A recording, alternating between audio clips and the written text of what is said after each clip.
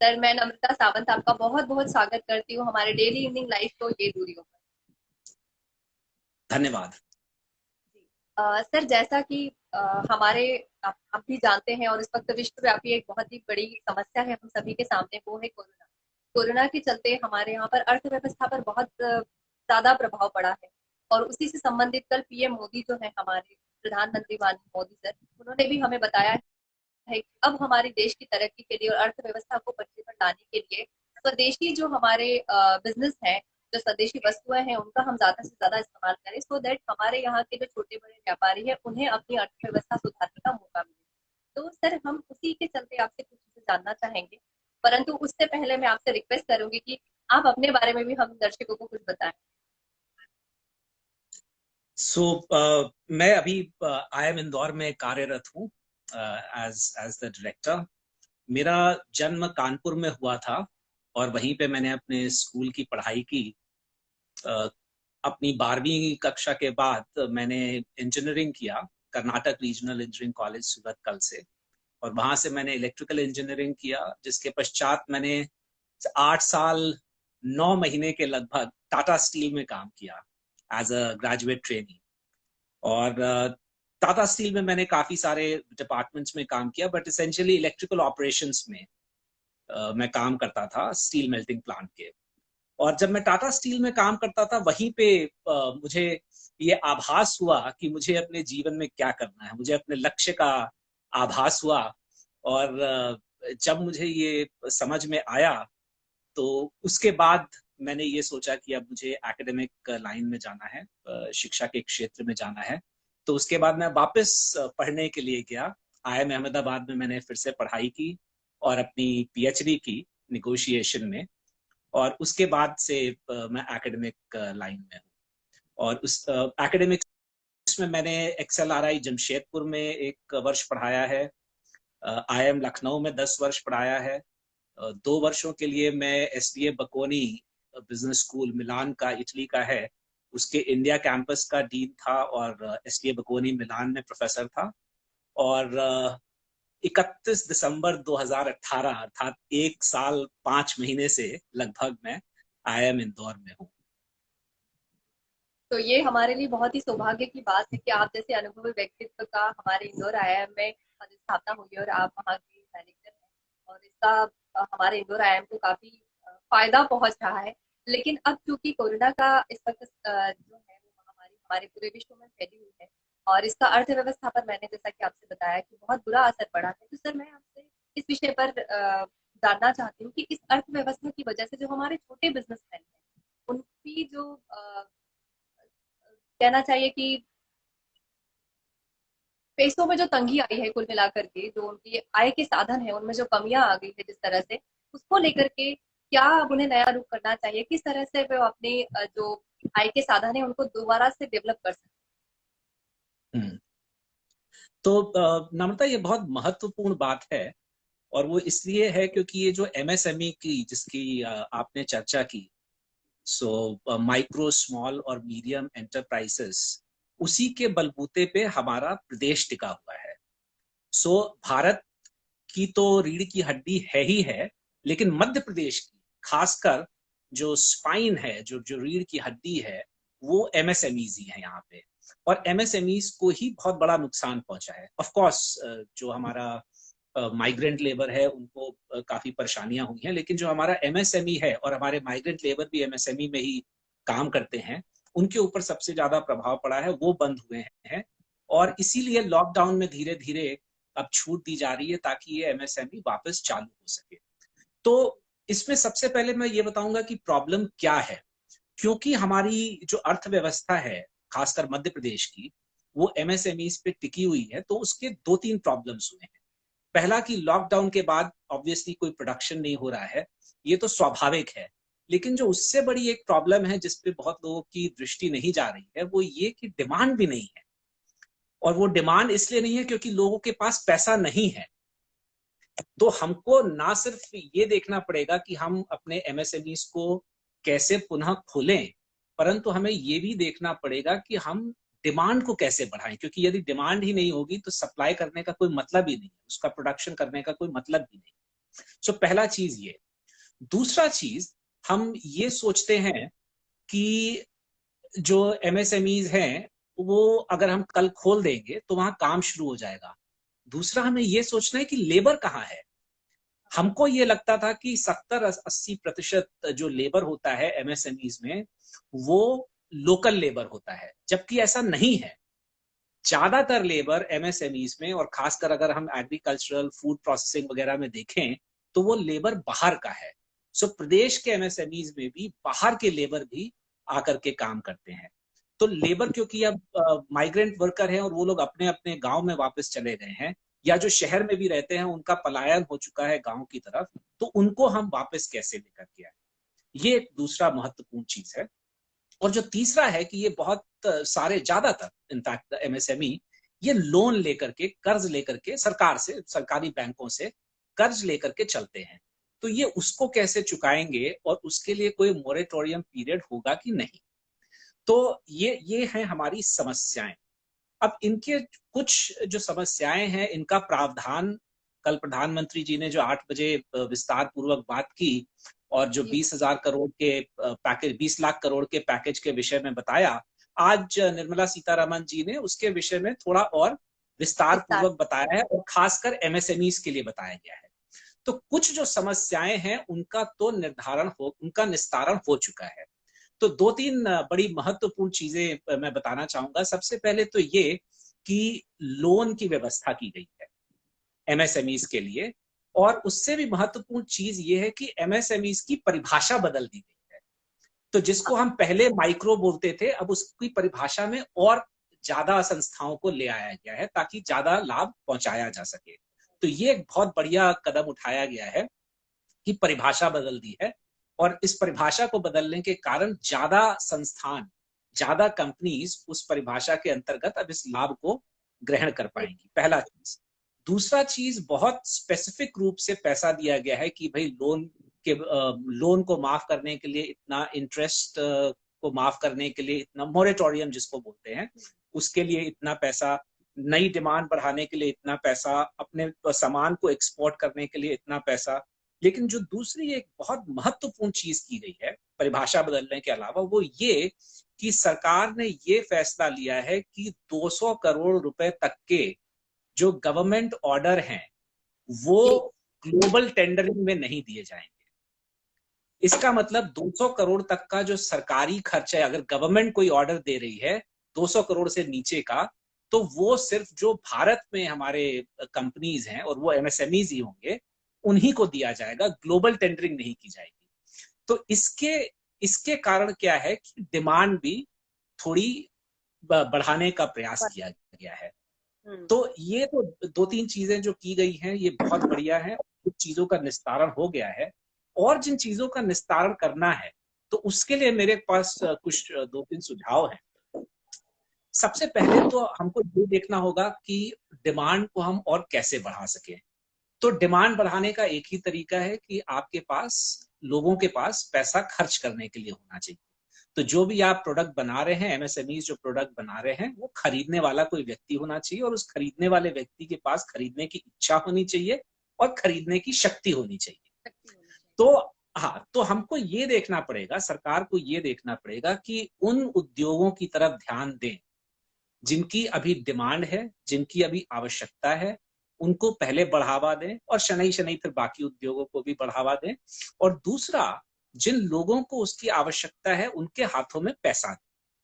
और इसका एक सरल उपाय होता है, सरल कहने के लिए है, लेकिन उसके कई सारे परिणाम होते हैं, और वो ये कि आप पैसा ज्यादा छापे, मुद्रा ज्यादा छापे, करेंसी ज्यादा छापे और लोगों को पहुंचाएं। क्योंकि ये जो 20 लाख करोड़ की बात भी हुई है, तो ये 20 लाख करोड़ रुपए आएगा कहां से, हमको ये भी देखना है। तो वो या तो सरकार कहीं से लेकर के आएगी, फॉरेन डेवलपमेंट, फॉरेन निवेश, जो बाहर का निवेश है वो हो सकता है, फॉरेन डायरेक्ट इन्वेस्टमेंट, या डोमेस्टिक इन्वेस्टमेंट हो सकता है, या हम पैसे छाप के लोगों को दे दें, जैसे जो सरकार जनधन के माध्यम से कर रही है कि हर व्यक्ति के अकाउंट में, जैसे अभी भी निर्मला सीतारमन जी ने बोला कि जो महिलाएं हैं जनधन के अंतर्गत, उनके हर एक के अकाउंट में 500 रुपए अगले 3 महीने तक डाला जाएगा।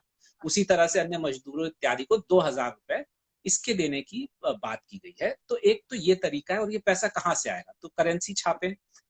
करेंसी यदि छापते हैं तो उससे क्या होता है, एक इन्फ्लेशन बढ़ने की एक आशंका रहती है कि चीजों के जी दाम बढ़ेंगे। पर बढ़ मुझे ये लगता है कि चीजों के दाम तो ऐसे भी बढ़ने हैं, क्योंकि ये इकोनॉमी की जो हाल है उसकी वजह से, वर्ल्ड इकोनॉमी का जो हाल है, चीजों के दाम तो बढ़ने ही है। तो इसके लिए हमें अभी अधिक चिंतित नहीं होना चाहिए। एक बोलते हैं ना कि अभी अगर व्यक्ति को कुछ हो रहा हो तो सबसे पहले तो उसको जीवित करो।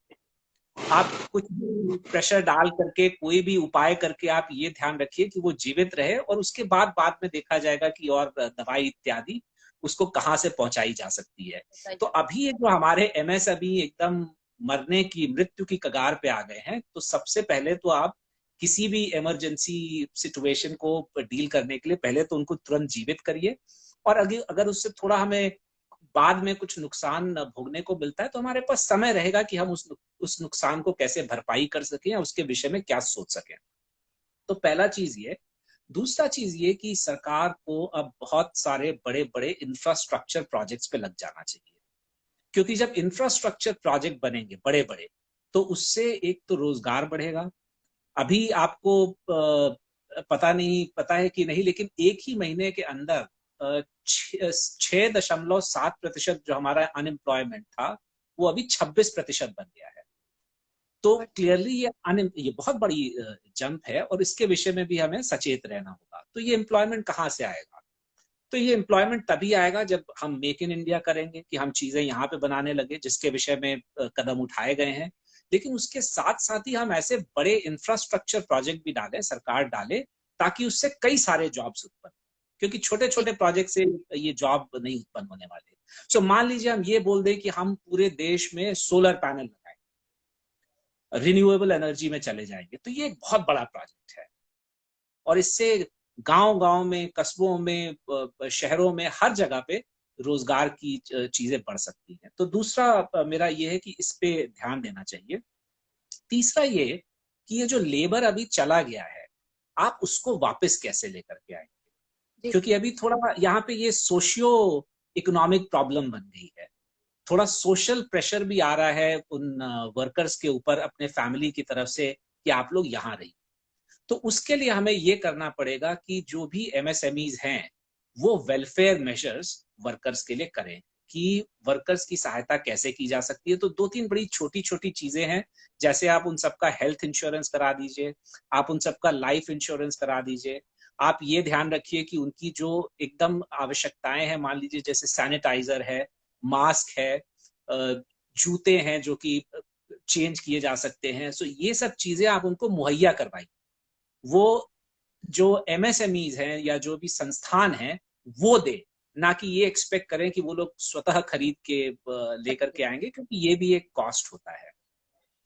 दूसरा चीज ये है कि काफी सारे वर्कर्स अपनी फैमिली को भी लेके चलते हैं, या फैमिली के कुछ मेंबर्स को लेकर के चलते हैं इधर से उधर। अभी जो हमारा एक बहुत बड़ा, जैसे सरकार देती है कि आप राशन कार्ड से अपना गेहूं, चावल इत्यादि, दाल इत्यादि ले सकते हैं।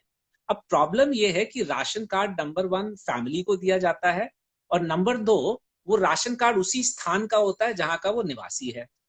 अब यदि वो व्यक्ति कहीं और चला गया है तो उसके पास राशन कार्ड नहीं है, तो मुझे लगता है कि राशन कार्ड को ई राशन कार्ड बना देना चाहिए, ताकि वो मोबाइल राशन कार्ड बन जाए, और वो फैमिली को देने की बजाय हर इंडिविजुअल को फैमिली के मिलना चाहिए। ताकि मान लीजिए कोई इंडिविजुअल अगर बाहर भी चला गया है तो वो अपने मोबाइल राशन कार्ड के थ्रू वहां से राशन जो है सस्ते में, जो सब्सिडाइज्ड उसमें है, वो खरीद सकता है। तो इस तरह की कुछ अगर वेलफेयर मेजर्स लिए जाएंगे तो मुझे लगता है कि ये एमएसएमई के लिए जो लेबर की जो आवश्यकता है वो भी पूरी हो जाएगी। और जो आखिरी चीज है, मान लीजिए कि हम खोल देते हैं एमएसएमईज, मान लीजिए मध्य प्रदेश खोल देता है और बोलता है कि अब हम एमएसएमईज धीरे धीरे खोलते जाएंगे। आपको ये ध्यान देना पड़ेगा कि ये भी पता करिए कि रॉ मटेरियल कहाँ से आता है, उसके बाद जो आपका फिनिश प्रोडक्ट है वो कहाँ जा रहा है, और ये जो रॉ मटेरियल आने का और फिनिश प्रोडक्ट जाने का जो जो स्थान है वो भी खुले हैं कि नहीं।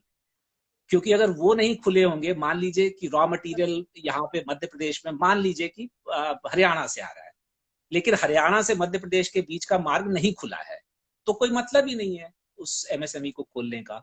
तो ये भिन्न भिन्न प्रांतों के बीच में भी एक कोऑर्डिनेशन होना चाहिए और एक सेंटर के साथ कोऑर्डिनेशन होना चाहिए, ताकि हम जब भी खोलें तो ये हम इस बात का ध्यान रखें कि उनका रॉ मटेरियल और जो फिनिश्ड गुड्स है उसके आने जाने का रास्ता एकदम क्लियर होना चाहिए। और इसमें एक छोटी सी चीज और जोड़ दूं कि हमारे यहाँ जितना ज्यादातर जो मटेरियल मूवमेंट होता है वो ट्रक से होता है, और आपको जान के ये आश्चर्य होगा कि बहुत सारे ट्रक अभी सड़कों पे खड़े हुए हैं क्योंकि उनके ड्राइवर उन ट्रक्स को छोड़ के चले गए। तो ये भी हमको देखना है कि ड्राइवर कहाँ से लाएंगे, और यहाँ पे फिर से वही माइग्रेंट वर्कर वाला इश्यू हो जाता है, क्योंकि हमें लगता होगा कि मध्य प्रदेश के ड्राइवर मध्य प्रदेश में ही काम करते हैं। नहीं, जो ड्राइवर अब कहीं और से ट्रक लेकर के रॉ मटेरियल लेकर के आ रहा है और कहीं और जा रहा है, वो कुछ कुछ एरियाज है भारत के जहाँ के लोग ड्राइविंग में निपुण हैं।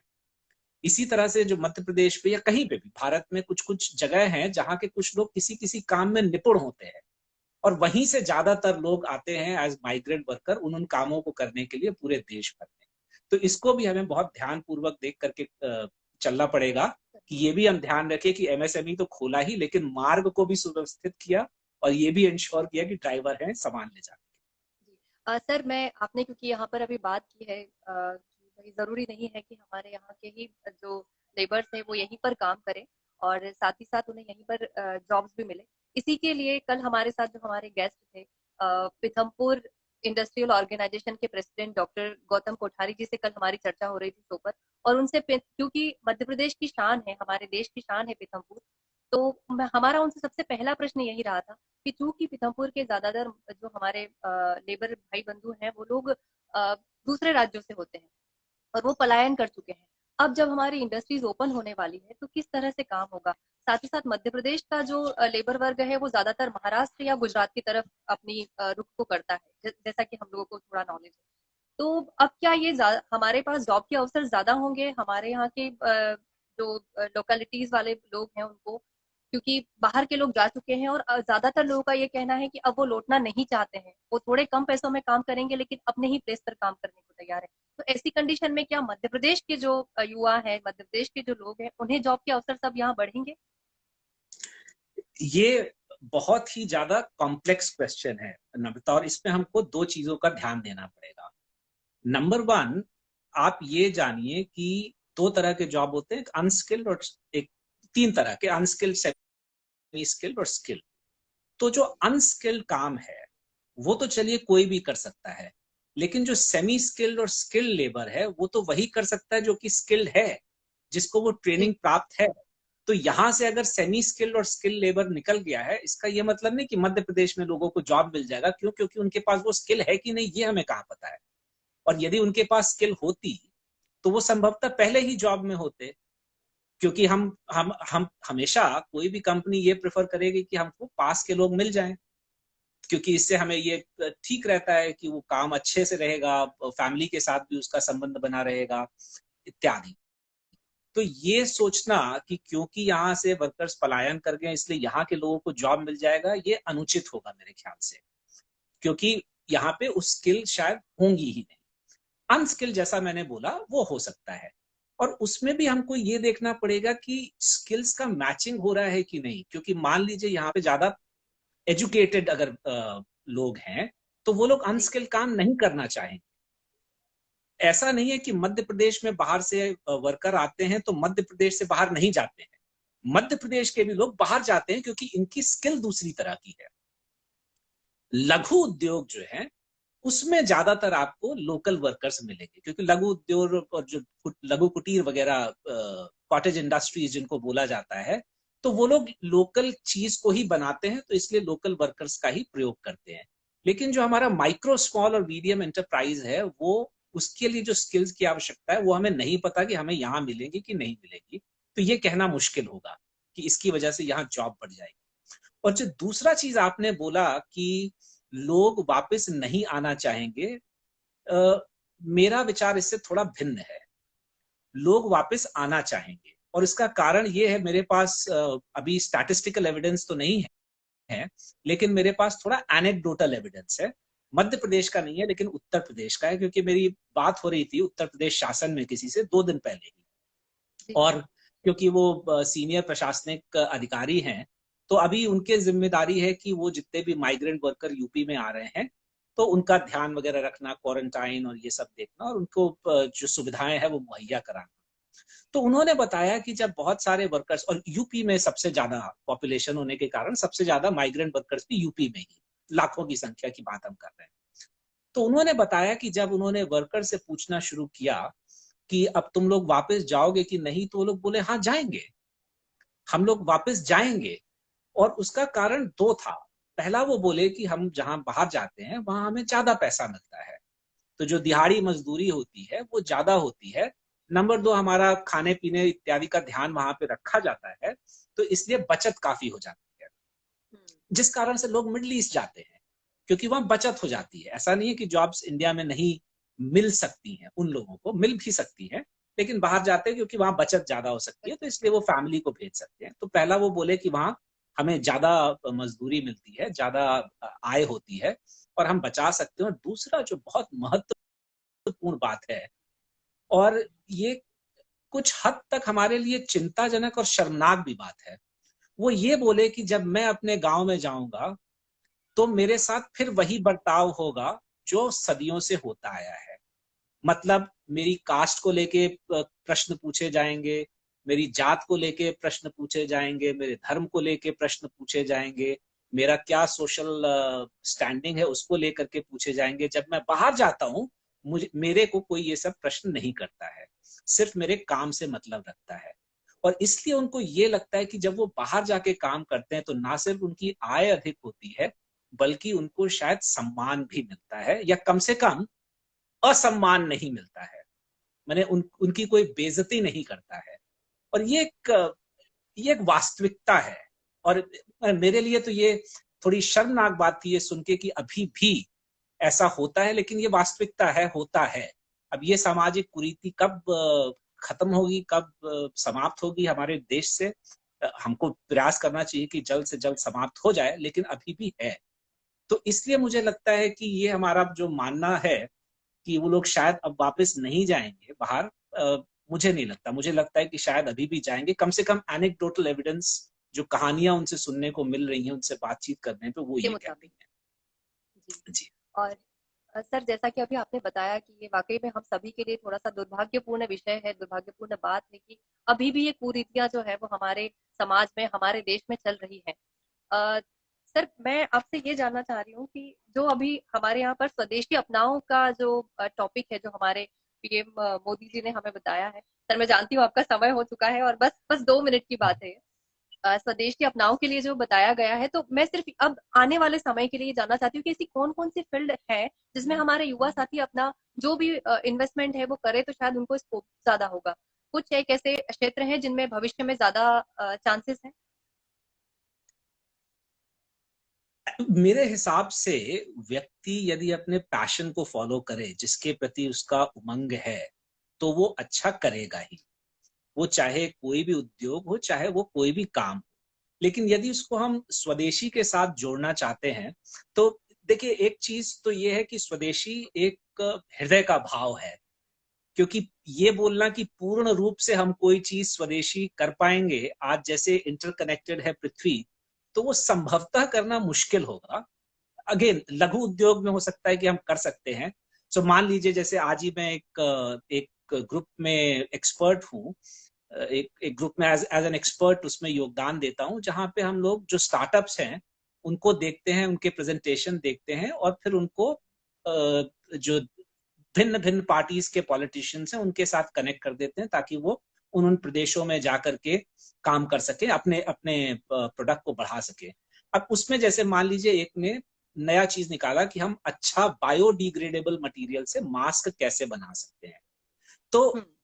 वो तो ठीक है, क्योंकि आप जो रॉ मटेरियल है वो भी आपका है, और प्रोडक्ट आप पूरा बना सकते हैं। लेकिन जब हम कॉम्प्लेक्स मशीनरीज इत्यादि पे जाते हैं और कॉम्प्लेक्स प्रोडक्ट्स पे जाते हैं, तो हो सकता है उसमें से काफी सारा रॉ मटेरियल हमको बाहर से मंगाना पड़ेगा। तो पूर्णतः स्वदेशी हो जाए, यह तो संभव नहीं है, यह असंभव है। पर हमको ये देखना है कि हम किस तरह से जो स्वदेशी चीजें हैं उनको हम कैसे पॉपुलराइज कर सकते हैं। जैसे कि कल प्रधानमंत्री मोदी जी ने बोला कि उन्होंने देशवासियों से आग्रह किया कि खादी का अधिक प्रयोग करें और उससे खादी की वस्त्रों इत्यादि की बिक्री बढ़ गई। तो उसी तरह से अगर हम देखें कि वो कौन सी चीजें हैं जहां पे हमारे देश में जो बनती भी हैं और बहुत अच्छी बनती हैं, तो कपड़े एक तो है ही। हम हर प्रदेश में देखें तो हर प्रदेश में किसी ना किसी तरह का काम होता है। माहेश्वर में जैसे मैं गया था तो वहां पे माहेश्वरी जो कपड़े साड़ियां इत्यादि बनती हैं। लखनऊ में जहां मैं था तो वहां पे चिकन का काम होता है, चिकनकारी जो काम होता है वो होता है। तो इस तरह के जो चीजें हैं ये तो कपड़ों से संबंधित हैं।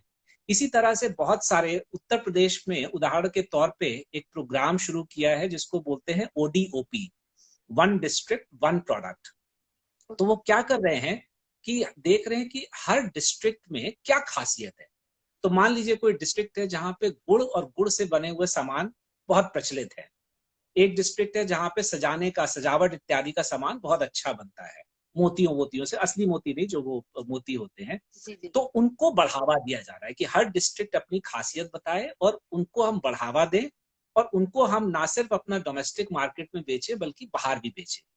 तो ऐसे प्रोडक्ट्स को यदि हम अपनाएं अपने जीवन में तो वहां पे स्वदेशी लाना बहुत आसान हो सकता है। जो हमारे प्रोडक्ट्स बने हुए, जैसे हम लोग अपने घर में भी पेंटिंग लगाते हैं, तो हम बजाय इसके कि हम बाहर से कोई पेंटिंग मंगाएं, अगर हम हमारे यहाँ ही जो मधुबनी का कार्य होता है या जो बहुत कुछ कुछ जिलों में बहुत अच्छे अच्छे पेंटिंग्स हैं, जो जो हमारे स्वदेशी पेंटिंग्स हैं, उनको लगाएं। अगरबत्ती इत्यादि जो हम यूज करते हैं, अचार, जो प्रोसेस फूड इस्तेमाल करते हैं, वो अगर हम अपने ही लोगों का करें, हमारे ही देश में जो बनता है और जहां जहां की खासियत है उसको करें, तो वो हम उससे हम स्वदेशी का प्रचार भी कर सकते हैं और उसकी खपत भी अधिक हो सकती है।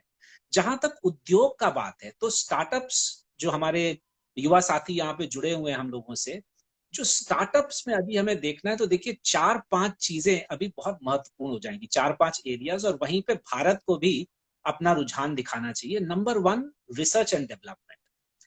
अभी तक हम लोग रिसर्च एंड डेवलपमेंट में बहुत पीछे हैं, वो चाहे किसी चीज का भी हो। जैसे आईटी में लोग बोलते हैं कि भारत प्रधान देश है, पर ये ध्यान रखिए कि आईटी में हम लोग बहुत छोटे लेवल का काम करते हैं, बहुत नीचे के लेवल का, हम हाई लेवल रिसर्च नहीं करते। हाई लेवल रिसर्च अभी भी सिलिकॉन वैली में होती है, जो बैक एंड का काम है वो भारत में होता है।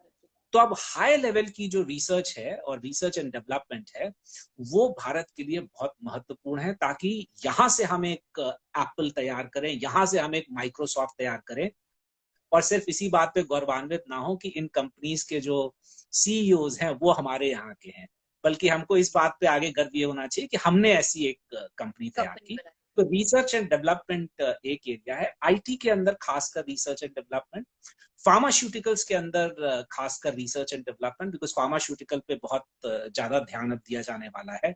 हेल्थ से संबंधित, चाहे वो हेल्थ का इक्विपमेंट हो, दवाइयां ही नहीं बल्कि हेल्थ के जो इक्विपमेंट हैं और हेल्थ केयर से संबंधित जो प्रोडक्ट्स हैं वो बहुत महत्वपूर्ण होने वाले हैं, बिकॉज कोरोना के बाद हर व्यक्ति अपने स्वास्थ्य को लेकर के अवश्य थोड़ा सोचेगा।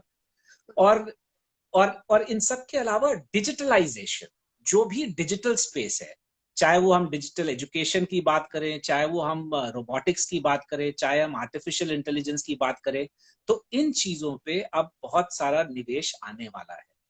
तो मैं अपने जो युवा साथी यहाँ पे जुड़े हुए हैं उनसे बोलूंगा कि इन विषयों पे सोचिए, और हमेशा ये सोचिए, 2-3 चीजें आपको समझनी चाहिए। सबसे पहले ये सोचिए कि एक कोई भी कंपनी को खड़ा करने का उद्देश्य क्या होता है। जब मैं लोगों से पूछता हूं तो कोई बोलता है पैसे कमाना, कोई बोलता है स्टेक होल्डर्स के लिए पैसे बनाना इत्यादि। नहीं, किसी भी कंपनी का मुख्य उद्देश्य होता है कि कोई एक रिक्वायरमेंट है, कोई एक आवश्यकता है समाज में, उसकी पूर्ति करने का। और उस आवश्यकता की पूर्ति करने के लिए जब वो लोग एक संस्था बनाते हैं तो उसके साथ साथ पैसे भी मिलने शुरू हो जाते हैं। तो ये ध्यान रखें कि वो कौन सी समस्याएं हैं जिससे हमारा देश और जिससे ये विश्व जूझ रहा है, और वो कौन सी समस्याएं हैं जो आने वाली हैं। तो उनके निस्तारण के लिए किस तरह के हमको काम करने होंगे, उसको दिमाग में अगर रखें और स्टार्टअप के आइडियाज उसमें लगाएं। तो मान लीजिए आपके पास एक लिस्ट हो गई 100-200 ऐसी चीजें कि ऐसे ये 200 प्रॉब्लम्स हैं जो देश के हैं, या 200 प्रॉब्लम है जो देश पे आने वाली है और देश को इस चीज की आवश्यकता पड़ेगी। उसके बाद ये देखिए कि आपको किस चीज से मजा आता है, आपको किस चीज से उमंग होती है, आपका पैशन, आपका स्वधर्म क्या बोलता है। तो जैसे कोई मुझसे पूछे कि तुम कौन हो, तो मैं ये नहीं बोलूंगा कि मैं डायरेक्टर हूं, मैं अध्यापक हूं, मैं टीचर हूं, या मैं बोलूंगा मैं पर्वतारोहक हूं। क्योंकि मुझे इन दोनों चीजों से पैशन मिलता है, पहाड़ हिमालय पे चढ़ने से और ट्रैक करने से, और क्लासरूम के अंदर, तभी मैं सबसे अधिक प्रसन्न होता हूँ। सो उसी तरह से हर युवा साथी को अपने आप से ये पूछना चाहिए कि मैं किस चीज से प्रसन्न होता हूँ, मैं किस चीज से प्रसन्न होती हूँ, मेरे हृदय में उमंग किस चीज के बारे में जब मैं काम कर रही होती हूँ, विषय में सोच रही होती हूँ, किससे होती है। फिर इन दोनों का मिलाप कर कि आवश्यकता ये है, मेरा पैशन ये है, अब इन दोनों को मिला करके मैं किस दिशा में अपना स्टार्टअप आरंभ कर सकती हूँ या उस तरफ काम कर सकती हूँ। तो अगर इन दोनों को मिला करके करेंगे, और जो मैंने कुछ एक उद्योगों की बात की, तो मेरे ख्याल जी, से कोई ना कोई मार्ग अवश्य निकल आएगा। बिल्कुल सर। और आपने हमें बहुत ही कम समय में बहुत सारी जानकारियां प्रदान की है। साथ ही साथ आपने ये भी बताया है कि जो हमारे वर्कर भाई बंधु हैं उनको किस तरह से वापस अपने क्षेत्र की तरफ आना है, और वापस हमारी जो गाड़ी है, जो हमारी इंडस्ट्रीज हैं अलग अलग, वो कैसे ट्रैक पर आएंगी। और आपने युवा साथियों को ये भी बताया है कि वो कौन से सेक्टर हैं जहां पर यदि अब वो अपना स्टार्टअप स्टार्ट करना चाहते हैं, और किन चीजों को सोच कर, यानी कि आपके पास समस्या क्या है, आवश्यकता क्या है, और आपका पैशन, इन सभी का अगर हम समागमन करेंगे तो साथ में आप डेवलप जरूर होंगे और हमारा देश भी जो है वो अग्रसर होगा। सर, आपने इतनी सारी जानकारियां दी है। आपका समय हो चुका है। सिर्फ एक आखिरी सवाल, क्योंकि ये इंदौर के लिए और मध्य प्रदेश के लिए जानना जरूरी है। प्रबंधन संस्थान जो है, इतना बड़ा आईआईएम हमारे यहाँ पर है, इंदौर को भविष्य में इसका क्या बेनिफिट हो रहा होगा, आई मीन आपके नजरिए से अभी आईआईएम इंदौर जो है वो ऐसी किस चीज पर काम कर रहा है या करेगा जिसकी वजह से शहर की और प्रदेश की प्रगति में और चार चांद लगेंगे। सो आईआईएम इंदौर ने हमेशा ये बोला है कि हम लोग एक कॉन्टेक्चुअली रेलेवेंट, अर्थात परिप्रेक्ष्य में देखने वाले और प्रासंगिक इंस्टीट्यूशन है, वर्ल्ड क्लास है, विश्व स्तरीय है, और सोशली कॉन्शियस है, सामाजिक रूप से जागरूक है। और ये जी, हमारा मैंडेट रहा है। आते ही मैंने बोला था कि 100 दिन के अंदर हम इस शहर की ट्रैफिक की प्रॉब्लम को देखते हुए एक सोल्यूशन देंगे, क्योंकि वो चीज मुझे सबसे पहले नजर आई कि ट्रैफिक की बड़ी प्रॉब्लम है, बहुत साफ सुथरा शहर है। और मेरे ज्वाइन करने के 100वें दिन पे हमने एक ट्रैफिक का सोल्यूशन पुलिस को और यहाँ के शासन को दे दिया, जिसको शनई शनई अभी कार्यान्वित किया जा रहा है। लेकिन अब बीच में कोरोना आ गया, तो उसकी वजह से अब थोड़ा डिले हो गया है। उसी तरह से हमने शहर की और रीजन की काफी सारी प्रॉब्लम्स को लेकर के उस पे सोल्यूशन दिए हैं। जैसे अभी जो कोविड-19 जो महामारी फैली हुई है, इसको लेकर के एमएसएमई को एग्जिट पॉलिसी क्या करनी चाहिए, मतलब जब लॉकडाउन में ढिलाई दी जाएगी तो एमएसएमई को कैसे खोलना है, इसकी रिपोर्ट हम मध्य प्रदेश शासन को ऑलरेडी दे चुके हैं आईएम इंदौर की तरफ से। जी, उसी तरह से मध्य प्रदेश शासन को और भारत की सरकार को हम लोग समय समय पर अपना ये योगदान देते रहते हैं। और इसके अलावा जो आपको पता है कि हमारा एक रूरल एंगेजमेंट प्रोग्राम है, जिसके अंतर्गत हमारे सारे स्टूडेंट आईएम इंदौर के 106 गांवों में जाते हैं, मध्य प्रदेश के 6-6 के ग्रुप में। वहां पे एक हफ्ते के लिए रहते हैं, वहां के गांवों की समस्याओं का पता करते हैं, उनको लिखते हैं, उसके बाद उनके जो सोल्यूशन है उसको सजेस्ट करते हैं। और अब से मैंने ये बोल दिया है कि ना सिर्फ सोल्यूशन को सजेस्ट किया जाएगा, बल्कि उन सोल्यूशंस को हम कैसे क्रियान्वित कर सकते हैं, और उसमें शासन के साथ मिलकर के हम कैसे उनके समाधान निकाल सकते हैं, और उसको जमीनी तौर पे कैसे लागू कर सकते हैं, वो भी हम लोग करेंगे। तो हर साल कम से कम 3 समस्याएं इस प्रदेश की हम लोग सॉल्व करेंगे। तो उसके लिए हम प्रतिबद्ध हैं, कर चुके हैं और करते जा रहे हैं। और कोविड को लेकर के हमारे बहुत सारे मेरे सहयोगी यहाँ पे जो कॉलीग्स हैं, वो लोग रिसर्च भी कर रहे हैं, और वो रिसर्च भी हमने मध्य प्रदेश शासन को भी और भारत सरकार को भी पहुंचा दी है। सर, आपके साथ समय कहाँ बीत गया पता ही नहीं चला। मन कर रहा है और बात करें, लेकिन मुझे पता है कि आप बहुत व्यस्त रहते हैं। आपने इतने व्यस्त समय में से हमें समय प्रदान करा, उसके लिए मैं नम्रता सावंत आपको बहुत बहुत धन्यवाद देती हूँ। और साथ ही साथ आपसे ये निवेदन करती हूँ कि भविष्य में भी जब कभी हम सभी को आपके